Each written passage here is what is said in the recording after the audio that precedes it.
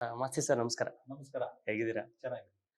Sir, ಸಲಗ ಆ cinema ಥಿಯೇಟರ್‌ಗೆ ಜನ ಬರ್ತಿಲ್ಲ ಅನ್ನುವಂತಹ ಸಮಯದಲ್ಲಿ ದೊಡ್ಡ ಮಟ್ಟದಲ್ಲಿ ಸಕ್ಸಸ್ ಆದಂತಹ ಸಿನಿಮಾ ಸಲಗ.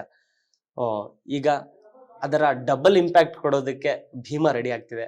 ಆ, ವಿಜಯ್ ಸರ್ ಹೇಳ್ತಾ ಇದ್ರು, ನನ್ಗೆ ಯಾವಾಗಲೂ ಎ ಗ್ರೇಡ್ ಬಂದಿರಲಿಲ್ಲ, ಎ ಗ್ರೇಡ್ ಬಂದಿದೆ, ಅದರಲ್ಲಿ ಮಾಸ್ತಿ ಅವ್ರ ಪಾತ್ರನೂ ಇದೆ ಅಂತ.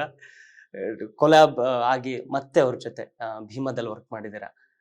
ಈ ಭೀಮಾ ಏನನ್ ಕೊಡ್ತಾನೆ ನಮ್ಗೆ ಅಂತ? ಭೀಮಾ ನಿಮ್ಗೆ ಏನ್ ಬೇಕು ಅಂದ್ರೆ ನೀವು ಹೇಳ್ದಂಗೆ ಚಿತ್ರರಂಗಕ್ಕೆ ಒಂದು ಬಲ ಬೇಕಿತ್ತು. ಆ, ಭೀಮಾ ಅಂತ ಒಂದು ಶಬ್ದ ಕೇಳಿದ ತಕ್ಷಣ ಆ ವ್ಯಕ್ತಿಯಾಗಿ ಶಕ್ತಿ ಕಾಣುತ್ತೆ. ಭೀಮಾ ಅಂದ್ರೇನೆ ಒಂದು ಅದ್ಭುತವಾದ ಶಕ್ತಿ. ಪಾಂಡವರ ಆ, ದ್ವಿತೀಯ ವ್ಯಕ್ತಿ. ಸೊ ಆ ಹೆಸರಿಟ್ಕೊಂಡು ನಾವು ಫಸ್ಟ್ ಥ್ಯಾಂಕ್ಸ್ ಹೇಳ್ಬೇಕಾಗಿರೋದು ಭೀಮಾ ಅಂತ ಟೈಟಲ್ ಬಂದ ತಕ್ಷಣ ನಮ್ಮ ದಿವಂಗತ ನಿರ್ಮಾಪಕ ಕೋಟಿ ರಾಮ್ ಅವರಿಗೆ. ಏಕೆಂದ್ರೆ ಅವರು ಆ ಟೈಟಲ್ ರಿಜಿಸ್ಟರ್ ಮಾಡಿಕೊಂಡು ಬಹಳ ವರ್ಷಗಳ ಕಾಲ ಅದನ್ನ ಕಾಯ್ಕೊಂಡು ಬಂದವರು. ಅದನ್ನ ಮಾಲಾಶ್ರೀ ಮೇಡಮ್ ಅವರು ನಮ್ಮ ಪ್ರೊಡ್ಯೂಸರ್ ಜಗದೀಶ್ ಅವರ ಪ್ರೀತಿಗೆ ಅವರು ರಾಮ ಅವರ ಒಡನಾಟ ತುಂಬಾ ಚೆನ್ನಾಗಿದ್ದರಿಂದ ಅದನ್ನ ಕೊಟ್ಟರು. ಸೊ ಮೊದಲನೇ ಥ್ಯಾಂಕ್ಸ್ ನಾವು ಮಾಲಾಶ್ರೀ ಮೇಡಮ್ ಅವ್ರಿಗೆ ಕೊಡ್ಬೇಕು. ತದನಂತರ ಭೀಮನ ಪಾತ್ರಕ್ಕೆ ನಮ್ಮ ದುನಿಯಾ ವಿಜಯ್ ಅವರು. ಈಗ ಪಾತ್ರಕ್ಕೆ ಹೆಸರು ಇಟ್ಬಿಟ್ಟು ಆ ಹೆಸರು ಕರೆಕ್ಟ್ ಆಗಿ ವ್ಯಕ್ತಿ ಇರ್ಬೇಕು. ಹೌದು. ಆವಾಗ ನೋಡೋದ್ರಿಗೆ ಕರೆಕ್ಟ್ ಅಂತಾರೆ.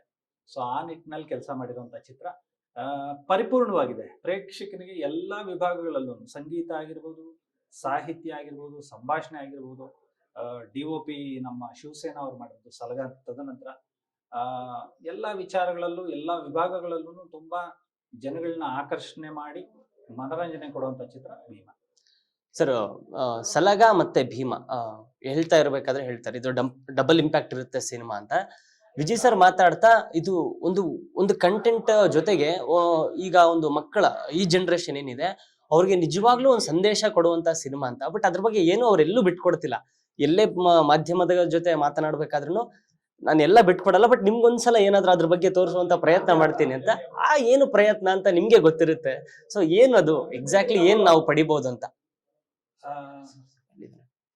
ಭೀಮಾ ಕಂಟೆಂಟ್ ಅದೇ ಈ ಆಗಸ್ಟ್ 9 ತಡಿಲೇಬೇಕು. ಈ ತುಂಬಾ ಸೆನ್ಸಿಟಿವ್ ಲೈನು, ಎಸ್ಪೆಷಲಿ ಯುವ ಜನಾಂಗದ ಬಗ್ಗೆ ಹೊಂದಿರುವಂತ ಕತೆ. ಹಂಗಂತ ಬರೀ ಯೂತ್ಸ್ ನೋಡೋದು, ಯೂತ್ಸ್ನ ಮನ್ಸಲ್ಲಿ ಇಟ್ಕೊಂಡು ಮಾಡಿರೋದು ಅನ್ನೋದಕ್ಕಿಂತ ಹೆಚ್ಚಾಗಿ ಎಮೋಷನ್ಸ್, ಒಂದು ಪೋಷಕರು ನೋಡ್ಬೇಕಾಗಿರೋ ಚಿತ್ರ. ಒಂದು ಆ ಲೈನೇ ಅಷ್ಟು ಸೆನ್ಸಿಟಿವ್ ಆಗಿದೆ. ಮತ್ತೆ ಅದನ್ನ ಕರೆಕ್ಟ್ ಆಗಿ ನಾವು ಬರೀ ಸೆನ್ಸಿಟಿವ್ ಲೈನು ಅದನ್ನ ಯಾವುದೋ ಮೆಸೇಜ್ ಇಟ್ಕೊಂಡು ಮಾಡಿರುವಂತ ಚಿತ್ರ ಅಲ್ಲ. ಅದಕ್ಕೆ ಏನ್ ಎಂಟರ್ಟೈನ್ಮೆಂಟ್ ಅಂತ ಬೇಕು, ಒಂದು ಸಿನಿಮಾ ಗ್ರಾಮರು, ಸಿನಿಮಾ ವ್ಯಾಕರಣನ ಬ್ಲೆಂಡ್ ಮಾಡಿ ಕೊಟ್ಟಿರುವಂತ ಚಿತ್ರ. ಸರ್, ದುನಿಯಾ ವಿಜಯ್ ಸರ್ಗೆ BC ಸೆಂಟರ್ ಆಡಿಯನ್ಸ್ ಅಂದ್ರೆ ಮಾಸ್ ಆಡಿಯನ್ಸ್ ಪಲ್ಸ್ ಜಾಸ್ತಿ ಇರುತ್ತೆ. ಸೊ ಇದರಲ್ಲಿ ನೀವು ಕೂಡ ಜೊತೆ ಆಗಿರೋದ್ರಿಂದ ಒನ್ಲೈನರ್ಸ್ ನಾವು ಜಾಸ್ತಿ ಎಕ್ಸ್ಪೆಕ್ಟ್ ಮಾಡ್ತಾ ಇದೀವಿ. ಆ ಒನ್ಲೈನರ್ಸ್ ಇದರಲ್ಲಿ ಎಷ್ಟು ಖುಷಿ ಕೊಡುತ್ತೆ ಅಂತ? ತುಂಬಾ ಚೆನ್ನಾಗಿದೆ. ಒನ್ಲೈನರ್ಸ್ ಪಂಚಸ್ಸು ಬ್ಯಾಂಗು ಅನ್ನೋದಕ್ಕಿಂತ ಹೆಚ್ಚಾಗಿ ಇನ್ಬಿಲ್ಟ್ ಇದೆ. ಅಂದ್ರೆ ಆ ಒಂದು ಪಾತ್ರಗಳು ಏನ್ ಮಾತಾಡ್ಬೇಕು ಅಷ್ಟು ಮಾತ್ರನೇ ಮಾತಾಡಿರೋಂಥದ್ದು. ಮತ್ತೆ ಸಂಭಾಷಣೆ ವಿಷಯದಲ್ಲಿ ನನಗೆ ದುನಿಯಾ ವಿಜಯ್ ತುಂಬಾ ಸಾಥ್ ಕೊಟ್ಟರು. ನಿರ್ದೇಶಕರಾಗಿ, ನಟನಾಗಿ ನಂಗೆ ಹಿಂಗೆ ಬೇಕು ಮಗ, ನೀನು ಹಿಂಗೆ ಬರಿ ಅಂತ ಹೇಳಿ ತುಂಬಾ ಮತ್ತೆ ತುಂಬಾನೇ ತಾಲೀಮು ಮಾಡ್ಕೊಂಡಂತ ಕತೆ. ಒಂದಷ್ಟು ತಿಂಗಳುಗಳ ಕಾಲ ಆ ಕತೆ ಮೇಲೆ ಕೂತು ಒಬ್ಬ ರೈಟ್ರು, ಬೇಸಿಕಲಿ ದುನಿಯಾ ವಿಜಯ್ ಒಬ್ಬ ಒಳ್ಳೆ ರೈಟ್ರು. ಬರೀತಿರ್ತಾರೆ, ಓದ್ತಿರ್ತಾರೆ, ಒಂದಷ್ಟು ಸಿನಿಮಾಗಳು ನೋಡ್ತಿರ್ತಾರೆ ಫ್ರೀ ಟೈಮಲ್ಲಿ. ವೇಸ್ಟ್ ಮಾಡದೇ ಇರೋಂಥ ಟೈಮ್ನ ವೇಸ್ಟ್ ಮಾಡೋದು ಅದೇನೂ ಇಲ್ಲ. ಸಮಯದ ಬಗ್ಗೆ ಒಂದು ತೂಕ ಇದೆ. ಆ ಸಮಯನ ಹೆಂಗೆ ಬಳಸ್ಕೋಬೇಕು ಅನ್ನೋ ಪ್ರಜ್ಞಾನ ಇದೆ. ಅದು ಈ ಸಿನಿಮಾಗೆ ತುಂಬಾನೇ ಹೆಲ್ಪ್ ಆಗಿದೆ. ಸೆನ್ಸಾರ್ ಮಂಡಳಿಯವರು ಹೇಗೆ ಕೊಟ್ಟಾಗ ವಿಜಯ್ ಸರ್ ಮತ್ತೆ ನೀವೆಲ್ಲ ಹೇಳ್ತಾ ಇದ್ರಿ, ಜಸ್ಟ್ ಬಿಕಾಸ್ ಆಫ್ ಒಂದು ಫೈಟು ಅಥವಾ ರಕ್ತ ಕಾಣ್ತಿದೆ ಅನ್ನೋದು ಮಾತ್ರಕ್ಕೆ ಹೇಗೆ ಕೊಟ್ಟಿರಲ್ಲ, ಹಲವಾರು ರೀಸನ್ಸ್ ಇರುತ್ತೆ ಅಂತ. ಬಟ್ ಆ ರಕ್ತಪಾತ ನಡೆಯೋದಕ್ಕೆ ಒಂದು ಒಂದು ಮೋಟಿವ್ ಇರುತ್ತಲ್ವಾ, ಅದು ತುಂಬಾನೇ ಇಂಪಾರ್ಟೆಂಟ್ ಆಗುತ್ತೆ. ಸೊ ಇದರಲ್ಲಿ ನಿಮ್ಗೆ ನೀವು ಬರೀತಿರ್ಬೇಕಾದ್ರೆ ಯಾವೆಲ್ಲ ಸಂಭಾಷಣೆಗಳು ನಿಮ್ಗೆ ತುಂಬಾ ಖುಷಿ ಕೊಟ್ಟಿದ್ದು ಅಂತ? ಪ್ರತಿಯೊಂದು ಸೀನು ನಾನು ಎಂಜಾಯ್ ಮಾಡ್ಕೊಂಡೇ ಬರ್ದಿದ್ದು. ಯಾಕಂದ್ರೆ ರೈಟರ್ ಆಗಿ ಫಸ್ಟ್ ನಾವು ಅದನ್ನ ಮನ್ಸಿಗೆ ತಗೋಬೇಕು. ನಾವು ಅದರಲ್ಲಿ ಸಂಭ್ರಮ ಕಂಡ್ರೆ ಅದು ನಾವು ಬರೆಯಕ್ಕೆ ಅನುಕೂಲ ಆಗುತ್ತೆ, ಮತ್ತೆ ನೋಡೋದ್ರಿಗೂ ನಾವು ಏನೋ ಕೊಡ್ತಾ ಇದ್ದೀವಿ ಅನ್ನೋದಾಗುತ್ತೆ. ಸೊ ಆ ನಿಟ್ಟಿನಲ್ಲಂತೂ ಕೆಲಸ ಆಗಿದೆ. ಎಂಟರ್ಟೈನ್ಮೆಂಟ್ ಪ್ಯಾಕ್ ಇದೆ ಭೀಮಾ. ಸರ್ ನೀವು ಫುಲ್ ಸಿನಿಮಾ ನೋಡಿದ್ದೀರಾ?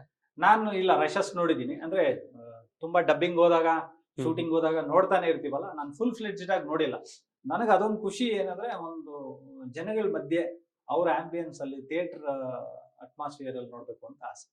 ಸೊ ಇವಾಗ ಅದೇ ಆಗ್ಲೇ ಹೇಳ್ದಾಗೆ ಅವಾಗ ಒಂದ್ಸಲ ಜನರ ಸ್ಕೇರಿಸಿಟಿ ಇತ್ತು, ಅಂದ್ರೆ ಬರ್ತಾ ಇರ್ಲಿಲ್ಲ ಜನ.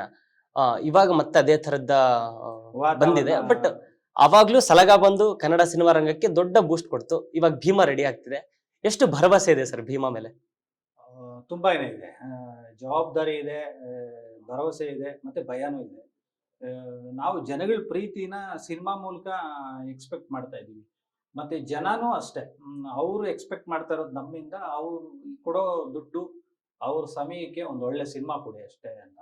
ಆ ನಿಟ್ಟಿನಲ್ಲಂತೂ ಕೆಲಸ ಆಗಿದೆ. ಈಗಾಗಲೇ ಸಂಗೀತ ತುಂಬಾನೇ ಸದ್ದು ಮಾಡಿದೆ, ಚರಣ್ರಾಜ್ ಅವ್ರ ಸಂಗೀತ. ಹೌದು. ಇನ್ನು ಅವ್ರಾದ್ಮೇಲೆ ಸಂಭಾಷಣೆ ವಿಚಾರದಲ್ಲಿ ನಾನು, DOP ನಮ್ಮ ಶಿವಸೇನಾ, ನಮ್ಮ ಎಡಿಟರ್ ದೀಪ ಎಸ್ ಕುಮಾರು, ನಿರ್ಮಾಣ ನಮ್ಮ ಜಗದೀಶ್ ಅವರು, ಎಲ್ಲರೂ ಒಂದು ತಂಡವಾಗಿ ಕೆಲಸ ಮಾಡಿರೋದು. ಖಂಡಿತವಾಗ್ಲೂ ಇದು ನೀವು ಹೇಳ್ದಂಗೆ ಜನಗಳನ್ನ ಥಿಯೇಟರ್ ಅಟ್ಮಾಸ್ಫಿಯರ್ಗೆ ಕರ್ಕೊಂಡು ಬರುತ್ತೆ. ಸಲಗ ಸಿನಿಮಾ ರಿಲೀಸ್ ಆದಾಗ ಇಷ್ಟು ದೊಡ್ಡ ಮಟ್ಟದ ಸಕ್ಸಸ್ ನ ಜನ ಎಕ್ಸ್ಪೆಕ್ಟ್ ಮಾಡಿರಲಿಲ್ಲ. ಮೇ ಬಿ ನೀವು ಎಕ್ಸ್ಪೆಕ್ಟ್ ಮಾಡಿರ್ತೀರಾ ಈ ಕಂಟೆಂಟ್ ಎಷ್ಟು ರೀಚ್ ಆಗ್ಬೋದು ಅಂತ. ಬಟ್ ಅದು ರಿಸಲ್ಟ್ ಬಂದ ನಂತರ ಭೀಮಾಗೆ ಮತ್ತೆ ನೀವೇ ಕೊಲಾಬ್ರೇಟ್ ಆಗ್ತಿರ್ಬೇಕಾದ್ರೆ ಅದರ ಒಂದು ಭಾರ ಇದ್ದೇ ಇರುತ್ತೆ. ಸಲಗ ಇಷ್ಟು ದೊಡ್ಡ ಮಟ್ಟದ ಯಶಸ್ಸು ಕಂಡಿದೆ.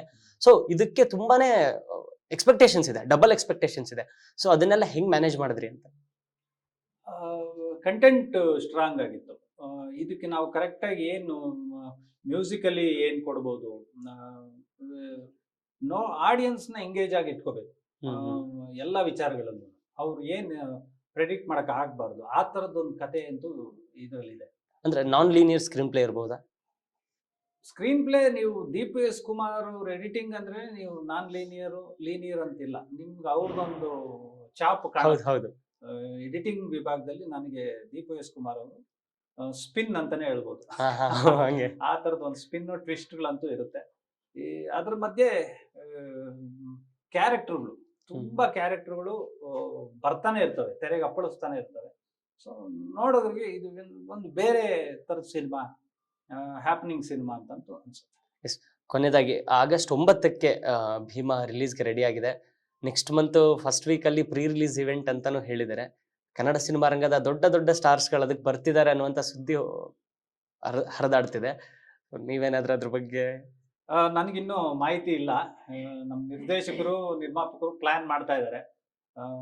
ಮತ್ತೆ ಒಂದು ಒಳ್ಳೆ ಸಿನಿಮಾ, ಒಂದು ದೊಡ್ಡ ಸಿನಿಮಾಗೆ ಎಲ್ಲರೂ, ಚಿಕ್ಕವರು ದೊಡ್ಡವರು ಅಂತ ಅಂದೆ, ಎಲ್ಲ ಕನ್ನಡಿಗರು ಕೈ ಜೋಡಿಸಿದಾಗ ಮತ್ತೆ ನಮ್ಮ ನಾಯಕ ನಟರು ಬಂದೇ ಬರ್ತಾರೆ. ಯಾಕಂದ್ರೆ ದುನಿಯಾ ವಿಜಿ ಒಂದು 9ನೇ ತಾರೀಕು ಭೀಮಾ ರಿಲೀಸ್ ಮಾಡ್ತಾ ಇದ್ದಾನೆ. ಅದಕ್ಕೆ ಮುಂಚೆ ಪ್ರೀ ರಿಲೀಸ್ ಇವೆಂಟ್ ಅಂದಾಗ ತುಂಬಾ ಒಳ್ಳೆ ಸ್ನೇಹ ಇದೆ ಅವ್ರ ಮಧ್ಯೆ. ಎಲ್ಲರೂ ಬಂದು ಸಪೋರ್ಟ್ ಮಾಡಿದಾಗ ಜನಗಳಿಗೆ ಇನ್ನೇನು, ನಾವು ಒಂದು ಪ್ರೀ ರಿಲೀಸ್ ಇವೆಂಟ್ ಇಂದನೋ ಟ್ರೈಲರ್ ಇಂದನೋ ಇನ್ನಷ್ಟು ಹತ್ರ ಆದಾಗ ಅವರು ನಮಗೆ ಖಂಡಿತವಾಗ್ಲೂ ಸಪೋರ್ಟ್ ಮಾಡ್ತಾರೆ. Yes sir. ಕೊನೆಯದಾಗಿ August 9ಕ್ಕೆ ಭೀಮಾ ರಿಲೀಸ್ ಆಗ್ತಿದೆ.